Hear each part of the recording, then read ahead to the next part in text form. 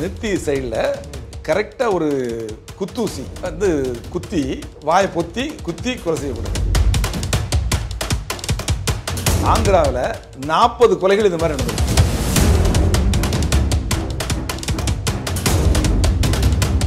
ஆமாம், அவங்க கேஸ் 40 கேஸில் இருந்தது இல்லை.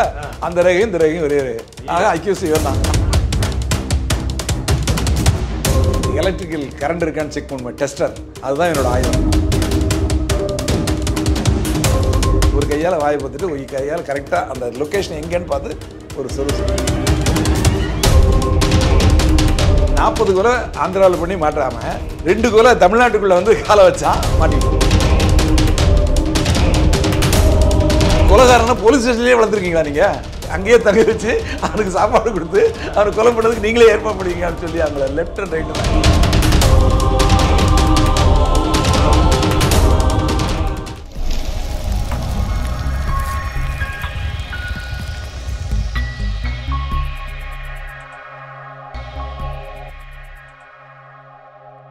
சார், நீங்கள் சமீபத்தில் பார்த்த இந்த சீரியல் கில்லரை பற்றி இவ்வளோ டீட்டெயிலான விஷயங்கள்லாம் சொல்கிறீங்களா சார்? உங்களோட அனுபவத்தில், உங்களோட காவல்துறை பணிபுரிந்த அனுபவத்தில் எந்த மாதிரியான சீரியல் கில்லர்லாம் பார்த்துருக்கீங்க சார்? பிடிச்சிருக்கீங்களா? கைது பண்ணியிருக்கீங்களா? ஒரு விவரமான ஒரு அக்யூஸ்டை பற்றி ஒரு விவரம் இருக்கு என்கிட்ட. நல்ல வேளை நீங்கள் கேட்டீங்க. இப்போ தெரிஞ்சுக்கலாம். ஆமாம், அதாவது 1998ஆம் ஆண்டு அப்போ வந்து நான் வந்து சோழபுரம் காவல் நிலையத்தில் இன்ஸ்பெக்டராக இருக்கேன். Okay sir. அது வந்து திருவள்ளூர் மாவட்டம். திருவள்ளூர் மாவட்ட காவல்துறையில் வரும். மாவட்ட காவல் கண்காணிப்பாளர் எஸ்பி அவர் வந்து அந்த மாதத்தில், இப்போ போன மாதம்னு வைங்க, இப்போ 7வது மாதம் நடந்த எல்லா வழக்குகளை பற்றியும் 8வது மாதத்தில் ஒரு குற்ற புலனாய்வு கூட்டம்னு வைப்பாங்க. ஓகே. அது என்னென்னா, என்னென்ன வழக்குகள் நடந்தது, என்ன நடவடிக்கை எடுத்திருக்காங்க, என்ன நடவடிக்கை எடுக்கணும் அப்படிங்கிறத பற்றி நடக்கக்கூடிய மீட்டிங். அதில் எல்லா இன்ஸ்பெக்டர்ஸ் வருவாங்க, டிஎஸ்பி வருவாங்க, எஸ்பி நடத்துவாங்க. அதில் வந்து finger print expert, scientific assistant அவங்களாம் கூட வருவாங்க. ஏபிபிஐ அசிஸ்டன்ட் பப்ளிக் ப்ராசிக்யூட்டர் கூட இந்த மீட்டிங் வருவாங்க. அப்போது இந்த மாதத்தில் நடந்த கொலைகள் எத்தனை அப்படின்னு ஃபஸ்ட்டில் அந்த டேட்டு வரா. இப்போ ஜூலை மாதத்தை ரிவ்யூ பண்ணுறாங்கன்னு வைங்க. 1ஆம் தேதியிலேருந்து 30ஆம் தேதி வரைக்கும் வரிசையாக உள்ள இதில் எந்தெந்த டேட்டில் எந்த கொலை நடந்தது அப்படின்னு சொல்லி அந்த இன்ஸ்பெக்டர் எழுந்திரிச்சு சொல்லுவார். இத்தனாம் தேதி இது மாதிரி இப்படி கொலை நடந்தது, இதில் வந்து அக்யூஸ்ட் அரெஸ்ட் பண்ணிட்டோம், இல்லை அக்யூஸ்ட்டை பிடிக்க முடியல, இல்லை பிடிச்சிட்டோம், பிடிச்சவங்களை கூண்டாஸில் போட்டோம், இல்லை சார்ஜ் ஷீட் போட்டோம், இப்படி இதை மாதிரி சொல்லுவாங்க. அப்போது அந்த மாதம் மீட்டிங்கில் வந்து 2 கொலைகள். ஒரு கொலை வந்து பள்ளிப்பட்டு காவல் நிலையத்தில், இன்னொன்று கனகம்மாச்சத்திரம்னு ஒரு காவல் நிலையத்தில். அப்போ வந்து 2 கொலைகளும் கிட்டத்தட்ட ஒரே மாதிரி. அப்போ அந்த இன்ஸ்பெக்டர் சொல்கிறாங்க இது மாதிரி நடந்தது அப்படின்னு. இவரும் சொல்கிறார் அதே மாதிரி. எந்த மாதிரி நடந்தது அப்படிங்கிறத நானும் சொல்லிடுறேன். அதாவது மெயின் ரோடு பஸ் போகக்கூடிய மெயின் ரோடு. அந்த ரோட்டில் கிராமம் வந்து அந்த ரோட்டை விட்டு கொஞ்சம் உள்ளே தள்ளி இருக்கும். 1 கிலோமீட்டர் 2 கிலோமீட்டர் தள்ளி இருக்கும். அந்த மெயின் ரோட்டில் பஸ் ஸ்டாப் இருக்கும். அந்த பஸ் ஸ்டாப்பில் நிச்சயமாக ஒரு கொட்டாய் ஒன்று போட்டு அதில் ஒரு டீ கடை, பெட்டி கடை மாதிரி வச்சுருப்பாங்க அந்த காலத்தில். ஆமாம், அதில் வந்து அவங்களே அந்த கடையை நடத்துகிறவரும் அவர் மனைவியும் அவங்க குடும்பத்தார் அதிலே குடியிருப்பாங்க. கடையும் இருக்கும், டீ கடையும் இருக்கும், அதில் டிஃபன் கடையும் இருக்கும், பெட்டி கடையும் இருக்கும், சில இதில் சைக்கிள் கடையும் இருக்கும். அந்த மாதிரி கடைகள் இருக்கும். அந்த ஊருக்கு போகிறவங்க வந்து அந்த சைக்கிள் எடுத்துகிட்டு ஊருக்குள்ளே போய் இது பண்ணிட்டு வருவாங்க. பஸ் ஏற வரவங்க வந்து பஸ் ஏறுவாங்க. இவங்க அங்கேயே தான் தங்கியிருப்பாங்க. இவங்க குடும்பம் நடத்துறது அங்கேயே தான். இதில் வந்து வெயில் காலங்களில் அந்த குடிசைக்குள்ளே உள்ள காற்றோட்டம் இருக்காது. அப்போ அவங்க வெளியே படுத்து தூங்குவாங்க. அதாவது அந்த குடிசைக்கு முன்னாடி ரோட்டை ஓரத்தை படுத்து தூங்குவாங்க. ஆண் பெண் குழந்தைகள்லாம் தூங்குவாங்க. இதை மாதிரி தூங்கிக்கிட்டு இருந்த ஒரு பெண்ணை தான் கொலை பண்ணியிருக்காங்க. ஆமாம், முதல்ல அதாவது இங்கே தெரிய வருது ஒரே மாதத்தில் 2 கொலைகள் வெவ்வேறு தேதிகள் நடக்குது. அதில் எப்படி கொலை செய்யப்பட்டிருக்காங்க அப்படின்னா, தூங்கிட்டு இருந்த பெண்ணு நெத்தி சைடில் கரெக்டாக ஒரு குத்தூசி வந்து குத்தி வாயை பொத்தி குத்தி கொலை செய்யப்பட்டிருக்காங்க.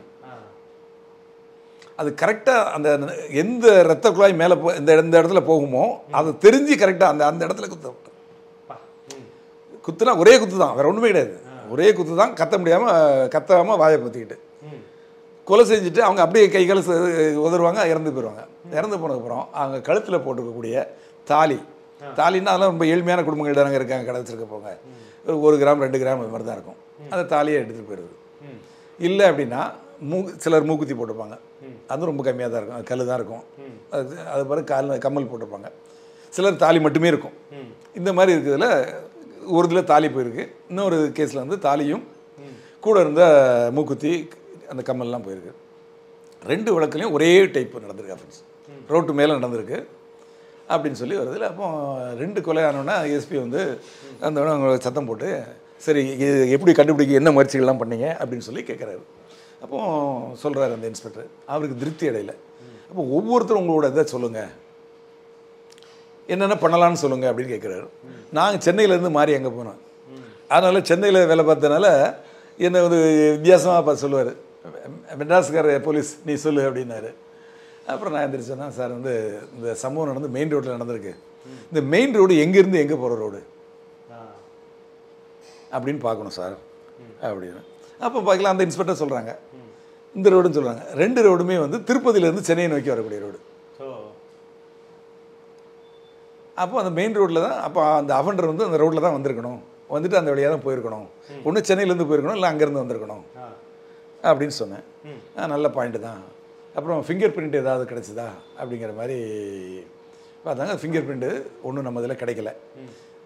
அந்த பழைய ஆளோட பிரிண்ட்டு தான் வந்து சேவ் ஆகிருக்கும். ஏற்கனவே ஒரு வழக்கில் சம்மந்தப்பட்டவனோட பிரிண்ட்டு தான் வந்து சேவ் ஆகிருக்கும். இப்போ சம்பவம் நடந்த இடத்துல கிடைக்கக்கூடிய பிரிண்ட்டு எடுத்து செக் பண்ணி பார்த்து அந்த பிரிண்ட்டும் இதுவும் ஒத்து போச்சுன்னா அவன் தான் பண்ணியிருக்கான் அப்படின்னு ஒரு முடிவுக்கு வரலாம். புரியுதா உங்களுக்கு நான் சொல்லுவேன்? ஆமாம், இந்த 2 சம்பவத்துலேயும் அந்த மாதிரி பிரிண்ட்டும் இல்லை. அந்த உடனே அடுத்த பாயிண்ட் சொல்லலாமா சார்? என்ன சொல்லுங்கண்ணா சார்? இப்போ நம்ம இந்த பக்கம் எடுத்தாச்சுன்னா சென்னையில் இது மாதிரி வழக்குன்னா உடனே பேப்பரில் டிவியில் வந்துடும்.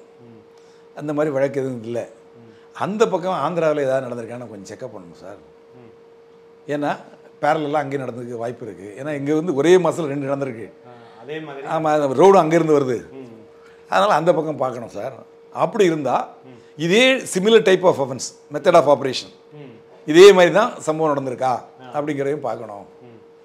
அந்த இடங்களில் எங்கேயாவது கைரேகை கிடச்சிருக்கான்னு பார்க்கணும். இப்படி 3 தகவல் சொன்னேன். ஒன்றும் நல்ல பாயிண்ட் அப்படின்னாரு. அப்புறம் ஃபிங்கர் பிரிண்ட் அவங்க டிஎஸ்பி இருப்பார், அவங்ககிட்ட சொன்னார் பண்ணலாமா அப்படின்னாரு. சரி ரைட்டுன்னு. அப்புறம் அந்த இது வந்து 2 ஸ்டேஷனுமே திருத்தணி டிஎஸ்பி கண்ட்ரோலில் வரும். அவங்க திருத்தணி டிஎஸ்பிகிட்ட சொல்லி இதை உடனே நீங்கள் போய் ஆந்திராவில் போய் இதை விசாரிங்க, அங்கே நியரஸ்ட்டு அவங்க இது வந்து பெரிய ஊர் திருப்பதி தான், அங்கே போய் விசாரிங்க அப்படின்னு சொல்லிட்டாங்க. அதன் பேரில் இவங்க நம்ம டீம் அங்கே போகிறாங்க. அங்கே போய் பார்க்கையில் திருப்பதியில் அங்கே வந்து ஃபிங்கர் பிரிண்ட் பியூரோவில் போய் இவங்க விசாரித்த உடனே அங்கே சிஆர்பின்னு இருக்குது, க்ரைம் ரெக்கார்ட்ஸ் பியூரோ. அதில் அவங்க சொல்கிறாங்க ஆந்திராவில் 40 கொலைகள் இந்த மாதிரி நடந்திருக்கு. 40 கொலை வந்து கிட்டத்தட்ட ஒரு 6 மாத காலமாக நடந்துட்டுருக்கு, தொடர்ந்து நடக்குது. இது மாதிரி பெண் தனியாக இருக்குது, அது மாதிரி படுத்து தூங்கக்கூடிய பெண்ணை ஒரே குத்தால் குத்தி போட்டிருக்க தாலி, அதாவது எடுத்துகிட்டு போகிற பொருள் வந்து ரொம்ப வந்து வேல்யூ கம்மி, ஆனால் தாலிங்கிறதுல வேல்யூ ஜாஸ்தி, சென்டிமெண்டலாக வேல்யூ ஜாஸ்தி. இது அப்போ அங்கே சிஎம்மாக இருந்த இப்போ இருக்காரு சந்திரபாபு நாயுடு, அவர் வந்து இதை வந்து ஒரு பெரிய கோவப்பட்டு தாலியை கொலை பண்ணிவிட்டு தாலியை எடுத்துகிட்டு போகிறாங்க, போலீஸ் கண்டுபிடிக்கலான்னு சொல்லி அங்கே வந்து அந்த போலீஸ் டிஜிபி எல்லார் லெவல்லையும் அவங்க வந்து சரியான டோஸ் விட்டுருக்காரு. அந்த போலீஸ் வந்து கொதிச்சு போயிருக்காங்க, கண்டுபிடிக்க முடியல அவங்களால. அப்போ நம்ம இதில் இந்த மாதிரி 2 அஃபென்ஸ் ஆகிருக்கு அப்படின்னோடனே நம்ம ஆளுக்கு அங்கே போய் கேட்டதில் இப்போ ஃபிங்கர் பிரிண்ட்டு எங்கேயா கிடச்சிதா எதுன்னு கேட்டிருக்காங்க. அப்போ 1-2 ஸ்க்ரீனில் பிரிண்ட்டு கிடச்சிருக்கு. ஆனால் அந்த பிரிண்ட்டு வந்து கன்விக்ஷன் ஆனவங்களோட பிரிண்ட்டோட டேலி ஆகலை, மேட்ச் ஆகலை. அப்போது அவங்கெல்லாம் வந்து சிங்கிள் டிஜிட் ஃபிங்கர் பிரிண்ட் பியூரோன்னு வச்சுருக்காங்க. நம்ம வந்து 6 டிஜிட் ஃபிங்கர் பிரிண்ட் பியூரோ. ரெண்டுக்கு என்ன வித்தியாசம்னா, இந்த இது இருக்கு இல்லையா, இதில் ரிட்ஜஸ் இருக்கும், வளைவுகள் இருக்கு இல்லையா, அந்த வளைவுகளில் வந்து ஒரு வளைவை வச்சு கண்டுபிடிக்கிறது, சென்டராக இருக்கிற வளைவை வச்சு. நம்ம இதில் வந்து இந்த 6ல் ஏதாவது ஒரு வளைவை வச்சு கண்டுபிடிக்கலாம். ஆமாம், அப்போ உங்களுக்கு வந்து 6 மடங்கு ஈஸியாக கண்டுபிடிக்கலாம். ஆமாம், அட்வான்ஸாக நம்மகிட்ட இருக்குது அந்த இது. இந்த வசதியை வச்சு நம்ம டீம் வந்து அவங்களுக்கு ஹெட் குவார்ட்டர்ஸ் வந்து ஹைதராபாத்தில் உள்ள ஃபிங்கர் பிரிண்ட் எல்லாம் இவங்க போய் செக் பண்ணுறாங்க. அங்கே லட்சக்கணக்கில் இருக்குது. அதை வந்து இவங்களுக்கு இந்த இந்த 6 டிஜிட் மூலமாக செக் பண்ணல குயிக்காக செக் பண்ணிடுறாங்க. கிட்டத்தட்ட 1 மாதம் செக் பண்ணுறாங்க. செக் பண்ணி ஒரு ரேங்க் இதோட டேலி ஆகுது. என்னன்னு பார்த்தா சந்தேக கேஸ் போட்டிருக்காங்க ஒருத்தனை. சந்தேக கேஸ்னால் தெரியுமா, இரவு நேரத்தில் வந்து போகிறப்போ அனாமத்தாக சுற்றிட்டு இருப்பாங்க. அவனை பிடிச்சி கொண்டு வந்து இவன் எதாவது கேஸு சம்மந்தப்பட்டிருக்கான்னு சொல்லி அவன் ஃபிங்கர் பிரிண்ட் எடுத்து விசாரித்து ஒரு எஃப்ஐஆர் போடுவாங்க. 41/2 CRPCயில் எஃப்ஐஆர் போட்டு விசாரித்து அவன் பேரில் எதுவும் வழக்கு இல்லை அப்படின்னு தெரியும், இதுக்கு முன்னாடி வழக்கில் சம்மந்தப்படலை அப்படின்னு வந்து ஃபிங்கர் பிரிண்ட் பியூரோ வந்து சொல்லிட்டாங்கன்னா அவனை அனுப்பிச்சி விட்ருவாங்க. இல்லை அவங்க சொந்தக்காரங்க யாராவது வந்துட்டாங்க, அவனை விசாரிக்கலை, இந்த ஊரில் தான் இருக்கேன், எங்கள் மாமா இருக்கா, மச்சா இருக்கா, அப்பா இருக்கா சொன்னான்னா அவங்கள ஃபோன் பண்ணி வர சொல்லி அவங்கள்ட்ட ஹேண்ட் ஓவர் பண்ணிடுவாங்க. அதை மாதிரி ஒரு சந்தேக கேஸில் ஒருத்தனோட ரேகை டேலி ஆகுது. அந்த டேலி ஆகுதுன்னா அவனோட அட்ரஸ் அந்த சந்தேக கேஸில் பிடிக்கப்போ அவன் கொடுத்த அட்ரஸ் எங்கே இருக்குது அப்படின்னு சொல்லி பார்க்குறாங்க. அப்புறம் வந்து பார்த்தாச்சுன்னா அது திருப்பதி காட்டுது. திருப்பதி காட்டுன்னு திருப்பி எகைன் திருப்பதிக்கு வராங்க. திருப்பதி இங்கே வந்து நம்ம எஸ்பிகிட்ட சொல்கிறாங்க. எஸ்பி சொல்லி சரி இப்போ திருப்பதினா போய் நீங்கள் போங்கன்னு சொல்லி இங்கே வந்து டீம் எல்லாம் அனுப்பிச்சி விட்டு அந்த திருப்பதியில் போய் அந்த போலீஸ் ஸ்டேஷனுக்கு போக சொல்கிறாங்க. அந்த டிஎஸ்பியை பார்க்க சொல்கிறாங்க. டிஎஸ்பியை பார்த்து இங்கே இருக்க டிஎஸ்பிலாம் போய் அவங்ககிட்ட வந்து பேசியிருக்கீங்க, அது மாதிரி ஒரு அக்யூஸ்ட்டை தேடி வந்தால் கொஞ்சம் ஹெல்ப் பண்ணுங்கள் அப்படின்னு சொல்கிறாங்க. அப்போ அவங்க சொல்கிறாங்க உங்களுக்கு இப்போ என்ன அட்ரஸ் தெரியுமா, பேர் தெரியுமான்னு சொன்னால் பேரெலாம் சொல்கிறாங்க. அவன் பேர் குண்டலு கோபால்னு. குண்டலு கோபால். ஆமாம். அவனுக்கு பூர்வீகம் வந்து ஆந்திரா தான், ஆனால் வந்து திருப்பதி கிடையாது. திருப்பதிக்கு பக்கத்தில் வேற ஒரு ஊர். அங்கேருந்து அதுக்கு திருப்பதிக்கு வந்திருக்காங்க. அந்த காலத்திலே வந்து அங்கேயே செட்டில் ஆகிட்டான். அவனை வந்து ஒரு சந்தேக கேஸில் பிடிச்சி போட்டிருக்காங்க. அப்போ கைரேகை எடுத்திருக்காங்க. அந்த கைரேகை தான் இந்த 40 கேஸ்லையும் டேலி ஆகுது. சரி அவனை பிடிக்கணும் அப்படின்னு சொல்லி அவங்க லோக்கல் அட்ரஸ் கொடுத்துருப்பாங்கல்ல, அப்போ இவங்க சொல்லியிருக்காங்க சரி பிடிச்சிடலாம் அப்படின்னு சொல்லிட்டு சரி நீங்கள் வந்தீங்களே காஃபி சாப்பிட்டீங்களா டீ சாப்பிட்டீங்களான்னு அந்த டிஎஸ்பி கேட்டிருக்காரு. அப்போ இவங்க சரி ஏதாவது சொல்லுங்கள் அப்படின்ட்டு இருக்காங்க. நம்ம டீம் ஒரு 7 பேர் போயிருப்பாங்க இல்லையா. அப்போ வந்து அங்கே ஸ்டேஷனில் வேலை செய்யறதுக்கு ஆள் இருப்பாங்கல்ல, பெல் அடித்து கூப்பிட்றாரு. அந்த ஆர்டர்லி வராரு. அவர்கிட்ட சொல்லி அந்த இவன்ட்ட சொல்லி அந்த கோபால்கிட்ட சொல்லி ஒரு 10 டீ எடுத்துகிட்டு சொல்லுங்கள் அவங்களுக்குலாம் அப்படின்னு சொல்லி சொல்கிறாங்க. அவங்க சரின்னு சொல்லி அந்த இவர் போயிடுறாரு. அவர் கோபால் அப்படின்னு கூப்பிட்டு அவனை கூப்பிட்டு டீ வாங்கிறதுக்கு அனுப்பிச்சி விட்றாங்க. இது கவனிச்சுட்டு இருக்க நம்ம ஆள் பார்க்குறாங்க. சார் பேர் கேட்டால் கோபால்னு வருது சார் அப்படின்னு சொல்லிட்டு சந்தேகப்படுறாங்க. சந்தேகப்பட்டு டீ வாங்கிட்டு வந்ததுக்கப்புறம் அவர்கிட்ட அந்த டிஎஸ்பிகிட்ட சொல்கிறாங்க. சார் இது வந்து யார் சார் இவர் அப்படின்னு. இவன் நம்ம ஸ்டேஷனில் வேலை செய்கிறவங்க, இவன் ஒரு அனாதை, இங்கே ஸ்டேஷன்லேயே தான் இருப்பான், ராத்திரி இங்கே தான் படுத்துக்குவான், நம்ம போலீஸுக்கு டீ வாங்கி கொண்டு கொடுப்பான். இங்கே வந்து போலீஸார் வந்து அவங்களுக்கு வாங்கக்கூடிய டிஃபன் சாப்பாடு இதெல்லாம் வாங்கல அவனுக்கு சாப்பாடு வாங்கி கொடுப்பாங்க. இங்கே உள்ள எடுபடி வேலை செஞ்சுட்டு இங்கே தான் இருக்கிறான் அப்படின்னு சொல்லி சொல்கிறாங்க. அப்படியா அப்படின்னு கேட்டுக்கிறாங்க. ராத்திரி கூட அங்கெல்லாம் வந்து எப்படின்னா ஒரே ஒரு போலீஸ் தான் நைட் இருப்பாங்க. அங்கே ஸ்டேஷனை க்ளோஸ் பண்ணிவிட்டு உள்ளே படுத்துக்குவார் சென்ட்ரி. அப்போ கூட இவன் அவருக்கு கடைசியாக டிஃபன் வாங்கி கொடுத்துட்டு இவன் அந்த ஸ்டேஷனில் உள்பக்கம் அவர் படுத்திருப்பார், இவன் வெளியே வராண்டாவில் படுத்திருப்பான். காலையில் 5 மணிக்கு அவர் எந்திரிக்கல, இவன் தான் டீ வாங்கி கொண்டு கொடுப்பான். அதனால் அங்கேயே தான் இருப்பான் அவன் அப்படின்னு சொல்லி சொல்கிறாங்க.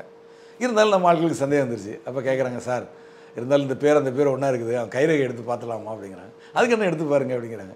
உடனே அவனை கூப்பிட்டு கைரேகை ஃபிங்கர் பிரிண்ட் எக்ஸ்பர்ட் கூட போகிறாங்களா எடுக்கிறாங்க. எடுத்து பார்த்தா இது கைரேகை டேலி ஆகுது.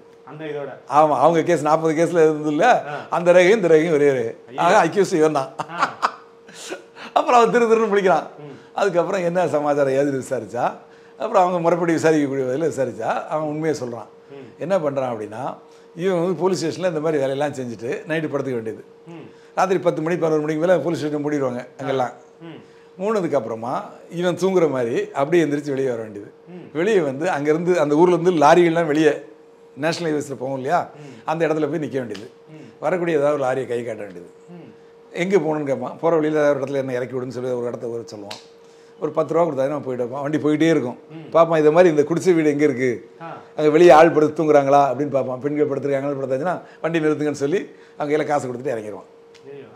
இறங்கிட்டு பார்ப்பான் பக்கத்தில் பெண்கள் உடனே சத்தம் போட்டால் ஒரு கைகால் உதறையில் கூட ஒருத்தவங்க முடிக்காத அளவுக்கு இருக்காங்கிறத ஒரு 5 நிமிஷம் அங்கேருந்து வெயிட் பண்ணி பார்த்துட்டு இவங்க தூங்குறாங்கன்னா என் கையில் என்ன ஒரே ஒரு பொருள் தான் எடுத்துகிட்டு போவான்.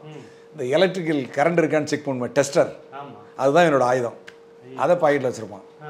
அப்படி போய் பார்த்துட்டு கழுத்தில் தாலி இருக்குது அப்படின்னா தனியாக தள்ளி படுத்துருக்காங்க அப்படின்னா ஒரு கையால் வாயை பார்த்துட்டு ஒரு கையால் கரெக்டாக அந்த லொக்கேஷன் எங்கேன்னு பார்த்து ஒரு சொருவோம். அந்த மெயின் வெயின் கட்டாயின்னா பிளட்டு அடிக்கும், பீச்சு அடிக்கும். பீச்சு அடித்தோன்னா கொஞ்சம் நேரத்தில் கைகால் உதறி வாயை மட்டும் அமுக்கி பிடிச்சிக்குவான். இறந்ததுக்கப்புறம் அந்த தாலியை கட் பண்ணி எடுத்துகிட்டு அறுத்து எடுப்பான், இல்லை அறுத்து எடுப்பான். எடுத்துகிட்டு அப்படியே நடந்து கொஞ்சம் தூரம் வந்து அங்கே காத்துட்டு இருப்பான். இந்த பக்கம் வரக்கூடிய ஒரு லாரியில் இதே மாதிரி ஒரு 10 ரூபா கொடுத்து திருப்பி ஏறி ஒரு 3 மணி 4 மணிக்கு ஸ்டேஷனுக்கு வந்துடுவான். வந்து படுத்துக்குவான். காலையில் 5 மணிக்கு பாராகாருக்கு டீ வாங்கி கொடுப்பான். அடுத்த நாள் வந்து மத்தியான டயத்தில் அங்கே இருக்கக்கூடிய நகை கடைகள் இருக்கு இல்லையா, பழைய பொற்கொள்ளர்கள்லாம் இருப்பாங்களா தனி, அந்த மாதிரி இடத்துல கொண்டு போய் இதை விற்க வேண்டியது. பெருசாக ஒன்றும் காசு கிடைக்காது. அதை வச்சு ஜாலியாக செலவு பண்ண வேண்டியது. அது முடிஞ்சு போனதுக்கப்புறம் திருப்பி இன்னொரு நாள். இப்படியே 42 கொலை பண்ணியிருக்கான். 40 கொலை ஆந்திராவில் பண்ணி மாட்டாமல் 2 கொலை தமிழ்நாட்டுக்குள்ளே வந்து காலை வச்சா மாட்டிக்கிட்டான். அப்புறம் அவனை அரெஸ்ட் பண்ணி ரிமாண்ட் பண்ணி இதுக்கப்புறம் சிஎம் வந்து அந்த போலீஸை டபுள் மடங்கு விடுன்னு விட்டுருக்காரு. ஏன்னா கொலைகாரனை போலீஸ் ஸ்டேஷன்லேயே வளர்த்துருக்கீங்களா நீங்கள், அங்கேயே தங்க வச்சு அவனுக்கு சாப்பாடு கொடுத்து அவனை கொலை பண்ணதுக்கு நீங்களே ஏற்பாடு பண்ணிக்கீங்கன்னு சொல்லி அவங்கள லெஃப்ட் அண்ட் ரைட்டு வாங்கி அப்புறம் அவனை வந்து எஸ்கார்டில் எடுத்துகிட்டு வரையில் வண்டி ஆக்சிடெண்ட் ஆகி அப்போ அவன் தப்பிச்சு காவல்துறையை தாக்க முயற்சி பண்ணான். காவல்துறை அவனை என்கவுண்டர் பண்ணி அவனை காலி பண்ணிட்டாங்க, இறந்து விட்டார்.